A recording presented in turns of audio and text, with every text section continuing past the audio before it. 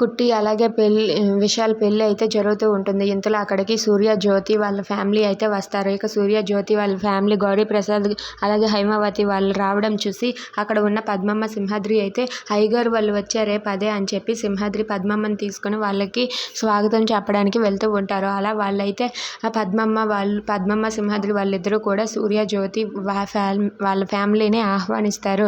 వాళ్ళు ఆహ్వానించగానే ఇక బాగున్నారా, పెళ్లి పనులన్నీ బాగా జరుగుతున్నాయా అని చెప్పి అంటే, అమ్మ మీరింకా రాలేదని దిగులుగా ఉంది బిడ్డ, పదండి అమ్మ అని చెప్పి జ్యోతిని దగ్గరుండి పద్మమ్మ తీసుకువెళ్ళబోతూ ఉంటుంది. ఇంతలో సూర్యకైతే ఫోన్ కాల్ వచ్చి ఇలా జీవన పెళ్లి మండపం నుండి పారిపోయిందని తెలుస్తుంది. ఇక అది తెలియటంతో వాళ్ళైతే ఒక్కసారిగా అప్సెట్ అయ్యి అక్కడి నుండి వెళ్ళిపోతూ ఉంటారు. మేము తర్వాత వస్తామని చెప్పి జీవన కుట్టి పెళ్లి బాగా జరగేలా చూసుకోండి సింహాద్రి అని చెప్పి సింహాద్రి చేతిలో గిఫ్ట్ పెట్టేసి అక్కడి నుండి అయితే జ్యోతి వెళ్ళిపోతుంది.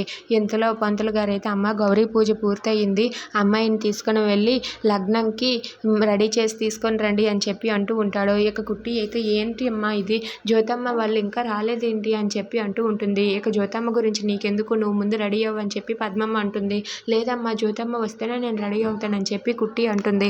అది విని పద్మమ్మ అయితే ఏంది బిడ్డ ఇది, ఆ జ్యోతమ్మ వాళ్ళు రారు, ఎందుకంటే జీవన పెళ్లి మండపం నుండి పారిపోయిందంట, వాళ్ళ సంగతి మనకెందుకు, నువ్వు పెళ్ళికి టైం అవుతుంది, నువ్వు ముందు రెడీ అయ్యి బయటకు రా అని చెప్పి పద్మమ్మ అయితే తన చేతిలో చీర పెట్టి వెళ్ళిపోతుంది. అది విని కుట్టి ఒక్కసారిగా షాక్ అయిపోతుంది. ఇంతలో విశాల్ అయితే అక్కడ పెళ్లి కొడుకులా రెడీ అయ్యి కూర్చొని ఉంటాడు. ఇంతలో సునంద అక్కడికి వచ్చి నాన్న మరి కొద్దిసేపట్లో మనం కళ్యాణ మండపంకి వెళ్ళబోతున్నాం అని చెప్పి సునంద అంటుంది. అది విని విశాల్ అయితే కళ్యాణ మండపంకి ఏటమ్మా, నువ్వు ఎక్కడికి తీసుకుని వెళ్తే నేను అక్కడికి వస్తాను, నా జీవితం ముక్కలైపోయింది, నా జీవితం ముక్కలయ్యాక మీరేం చెప్తే అదే చేస్తాను, మీరు ఎక్కడికి రమ్మంటే అక్కడికే వస్తాను, ఇంకా నన్ను అడగడం ఎందుకమ్మా అని చెప్పి అంటూ ఉంటాడు. అది విని సునంద అయితే చాలా బాధపడుతూ ఉంటుంది.